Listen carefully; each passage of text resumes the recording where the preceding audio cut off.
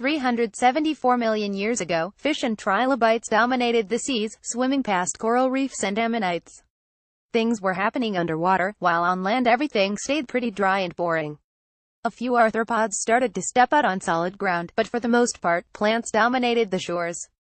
But even plants had only recently begun to grow, and the forests that towered over the early Earth were vastly different than they are today.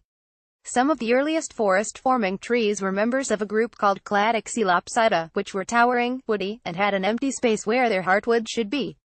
The woody tissue is in a series of strands which form a ring around the outside of the trunk. The inside is more or less hollow, says Chris Berry, a paleobotanist at the University of Cardiff. If you could look into the inside of the tree with X-ray vision, you'd see something like a round version of the Eiffel Tower.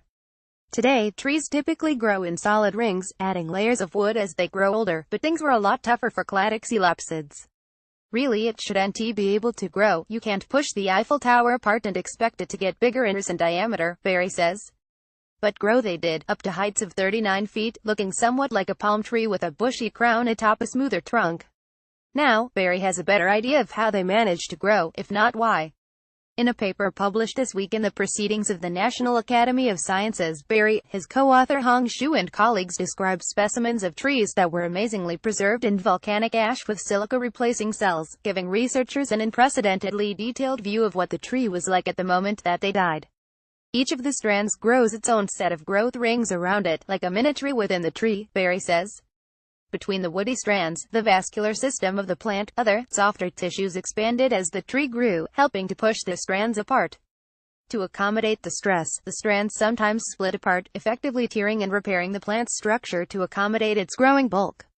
Not only did it tear itself apart, it repaired itself as it went along, and we can see every detail of this in these fossils, Berry says. We've found a new developmental trajectory for being a tree.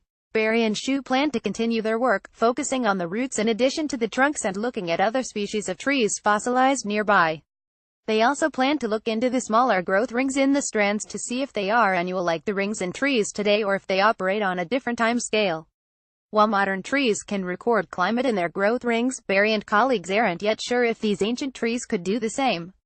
To test the idea, they'll look at a well-preserved tree and see if the number of rings decreases towards the top, which they would expect to happen with this particular growth pattern. They also want to try to figure out why some of the earliest trees in the world also happen to be the most complicated. They don't have a working theory yet, but Berry knows where to look at the environmental pressures that existed at the time or the lack thereof. Earlier organisms weren't faced with the same ecological pressures that modern plants and animals were constrained by, so they can do some unusual things, Berry says. It's like what happened in the Cambrian explosion. There were lots of strange body forms in animals appearing at that time, things that we'd consider quite outlandish today. It's probably the same with plants. What we've essentially discovered a new body form of tree.